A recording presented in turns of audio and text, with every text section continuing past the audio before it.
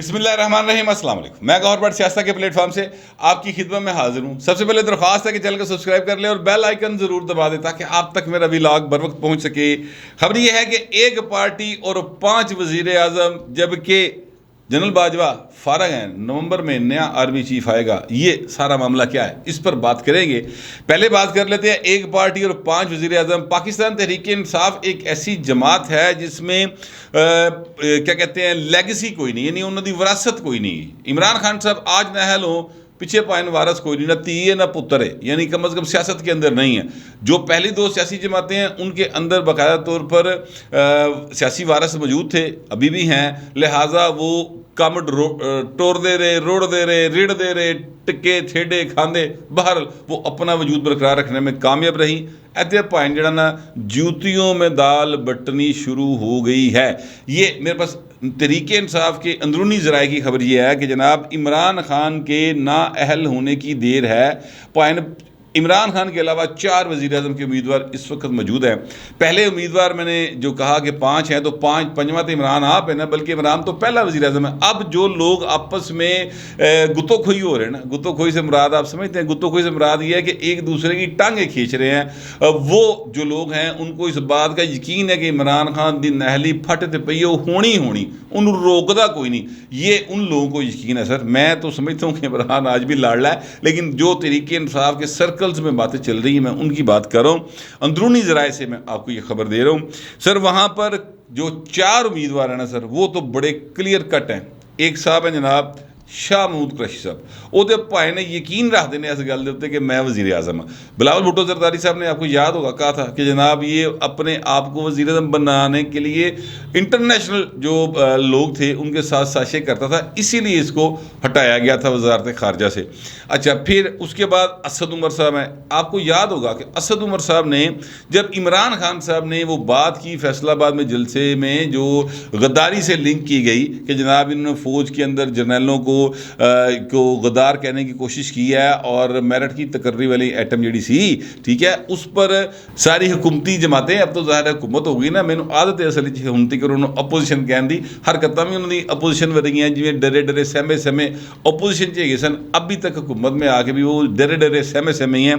हालात ये हैं कि जो इमरान खान ने, बहुत सारी ऐसी जगह होती हैं जहाँ पर फेडरल गवर्नमेंट जो है वो अपने लोगों को लगाती है, बहुत सारे ऐसे अदारे हैं। इसके बावजूद कि 18वीं तरमीम के बाद इख्तियारात बहुत ज़्यादा सूबों को मुंतकिल हो गए, लेकिन फेडरल गवर्नमेंट जो है उसके पास बहुत सारे अदारे हैं जिथे भाई लोगों को खपाया जाता है, लाया जाता है। यानी मैं अगर लॉ मिनिस्ट्री की बात करूँ तो बेतहाशा डिप्टी अटारनी जनरल और असिस्टेंट अटारनी जनरल इंज दी बहुत सारी शैवां होंदियां जिहड़ियां फेडरल गवर्नमेंट के पास होती हैं, या अदरवाइज और बहुत सारे महकमे होते हैं। अभी तक सर वो सारे महकमों पर इमरान खान के लोगों का कब्जा है, बशमूल वजारत इतलात। तो ये इसलिए मैं कहता हूँ कि डरी डरी चक्की चक्की सहमी सहमी हुकूमत है पाकिस्तान मुस्लिम लीग नवाज़ और पाकिस्तान पीपल्स पार्टी की। मैं उनको, पीपल्स पार्टी को इससे बिल्कुल माइनस नहीं कर रहा, वो बराबर के जिम्मेदार है इस सारे काम के अंदर।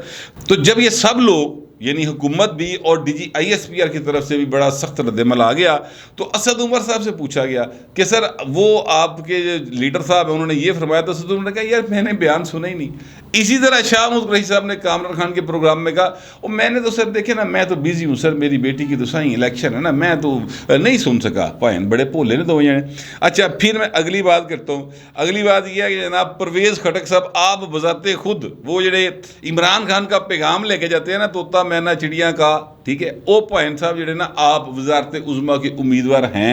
और ये बात मैं इसलिए कह रहा हूँ क्योंकि तहरीक इंसाफ के सर्कल से बात की है, और दलील के तौर पर जो चीज़ सामने आई है वो ये है कि फैसल वाउडा साहब, जिन्होंने आज से 2-3 रोज़ कबल मोहम्मद मालिक साहब, जो कि हम न्यूज़ के ऊपर प्रोग्राम करते हैं, उनके प्रोग्राम में आउट ऑफ द वे एक वाक़या सुनाया। आउट ऑफ द वे यानी ओदी कोई गलबात नहीं सी हो रही, आउट ऑफ द वे उन्होंने बात की। उन्होंने कहा कि जनाब मैं जब वज़ीर आज़म थे इमरान खान साहब और जनरल बाजवा साहब उनसे मिलके निकल रहे थे और मैं उनसे मिलने के लिए जा रहा था, तो मैंने देखा कि 3 वज़रा हैं जो जनरल बाजवा के साथ बातें कर रहे हैं। तो मैंने जनरल बाजवा से ही कहा कि जनरल साहब ये 2 मुंह वाले सांप हैं, आपने जो बात करनी सीधी इमरान खान से करें, आपके भी बॉस हैं, मेरे भी बॉस हैं, ठीक है। उसके बाद वो कहते हैं कि जनाब मैं सीधा अंदर गया इमरान खान से मिलने के लिए और मैंने जाके अपने बॉस को बता दी कि जनाब ये 3 लोग हैं ਇਹ ਭਾਵੇਂ ਉੱਥੇ ਜਿਹੜਾ ना बाकायदा क्या कहते हैं साजिशां कर रहे हैं, दो मुंह वाले सप ने।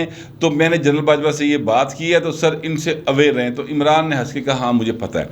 तो ये उन्होंने वाक़या सुनाया था जिसका मतलब ये था कि भावें अंदर ਜਿਹੜੇ ना कुछ लोग ने ਜਿਹੜੇ इमरान खान की नाहल होने का इंतज़ार कर रहे और अपने आप को वज़ारत उज़मा लिए पेश करें, वज़ीर आज़म बनने के लिए पेश करें। लिहाजा फैसल वाडा साहब ने बड़ा क्लियर बात की। उन्होंने कहा जनाब सानू तो घरों नहीं वोट पैने, हम तो इमरान के नाम पर वोट लेकर आते हैं ना।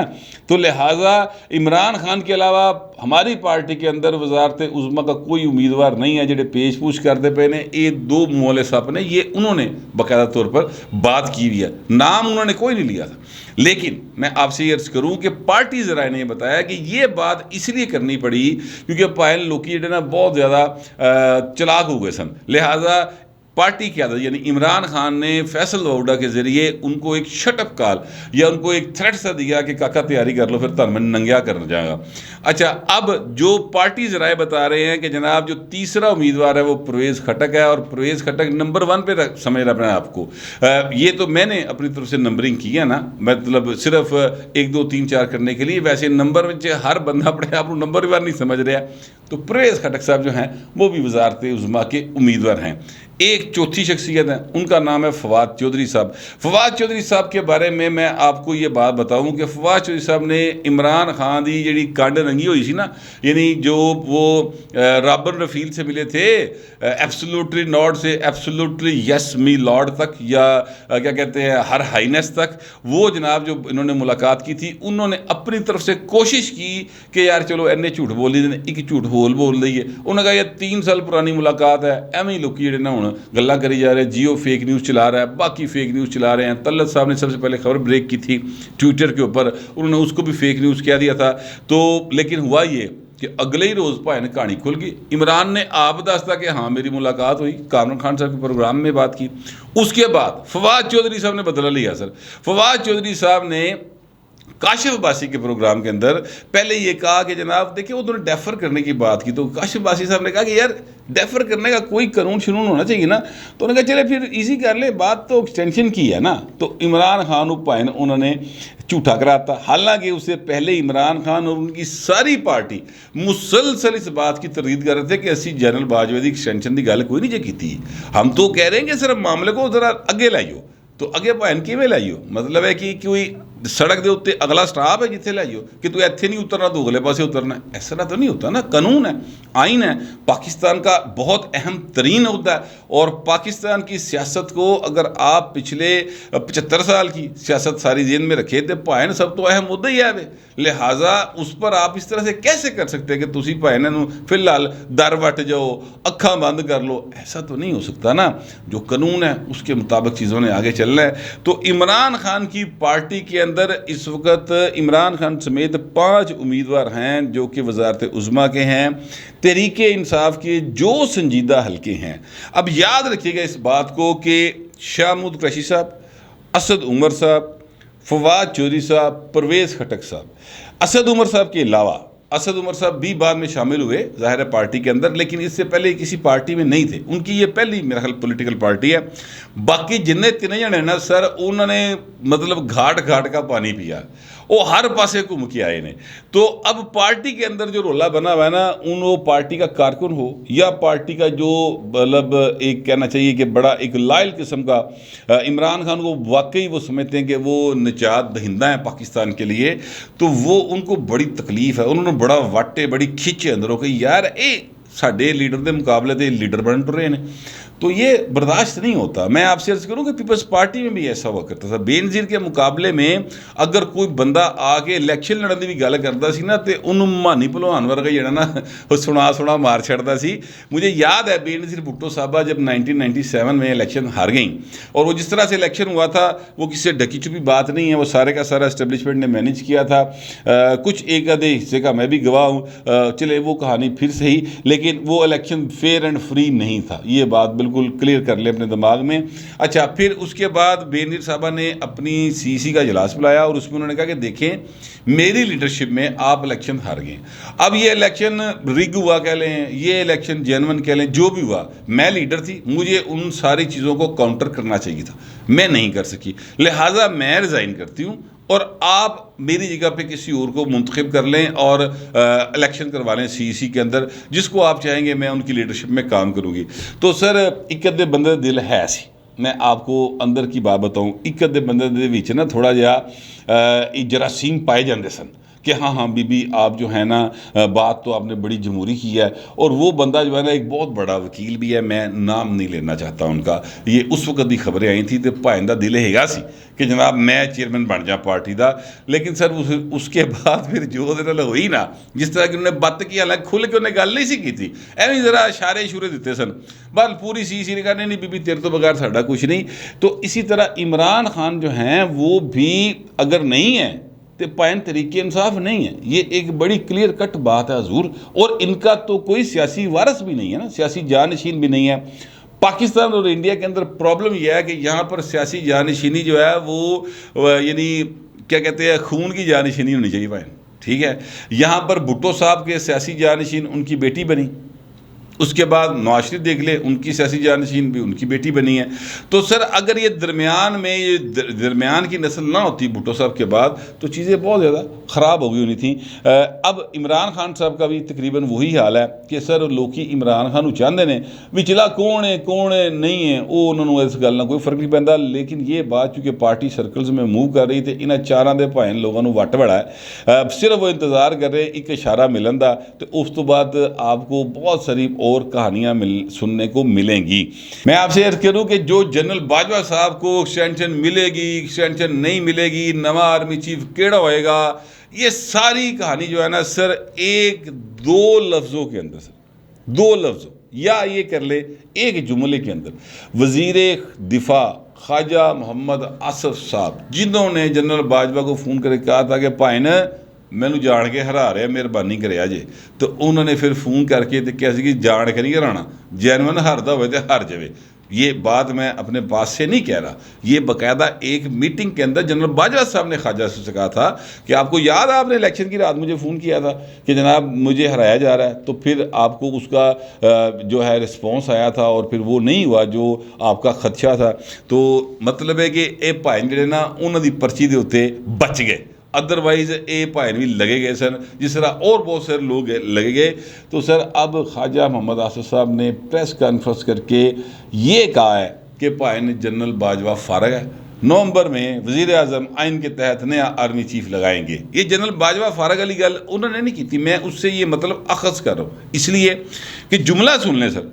और ये खबर जो मैं आपके सामने पढ़ने लगा हूँ या बताने लगा हूँ, ख़ास तौर पे एक जुमला ये मैंने जियो के ऊपर भी इसको देखा है और ये एक्सप्रेस न्यूज़ के ऊपर भी, आप उनकी वेबसाइट पे विज़िट करेंगे आपके सामने स्क्रीन पे चल भी रहा है, ये वहाँ पे आपको मिल जाएगा। ख्वाजा आसिफ साहब ने ये कहा एक सवाल के जवाब में कि नवंबर में शहबाज शरीफ आइन के मुताबिक नए आर्मी चीफ का तकर्रुर करेंगे।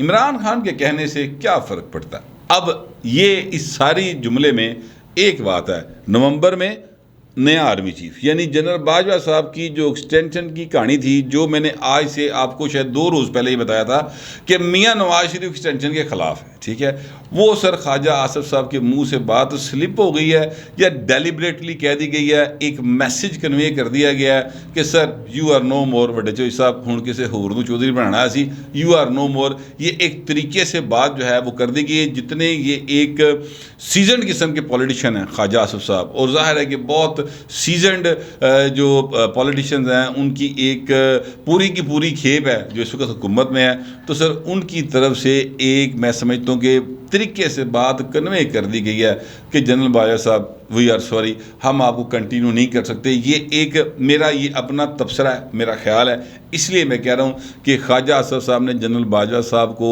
एक मैसेज दे दिया है पॉइंट कि सर बड़ी मेहरबानी हूँ बड़ी हो गई। ये एक तरीके से उन्होंने बात की है। लेकिन अगली बात यह है कि जनाब जनरल बाजवा साहब अगर पाकिस्तान के आर्मी चीफ नहीं होंगे तो फिर कौन होगा?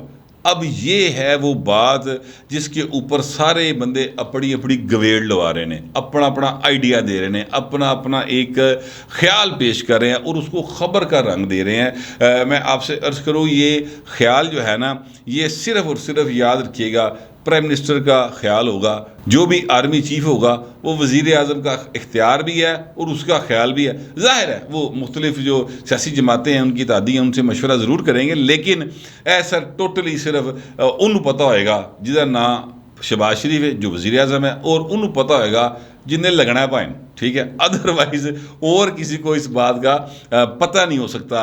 लेकिन मैं आपसे अर्ज़ करूं कि जनरल बाजवा साहब के हवाले से जिस रोज़ इमरान खान साहब ने एक्सटेंशन की बात तरीके से की थी, उसी रोज़ मैंने ये गुजारिश की थी अपने दोस्तों से कि जनरल बाजवा साहब को ये मुतनाज़ा बना रहे हैं। अब देखें, एक सिंपल सी बात है कि जो शख्स आपका दुश्मन हो और आपको खुलेआम चोर डाकू कहता हो, सर उस बंदे की रिकमेंडेशन के ऊपर आप अपना चीफ ऑफ स्टाफ या चीफ ऑफ आर्मी स्टाफ तो नहीं लगाएंगे ना, ठीक है।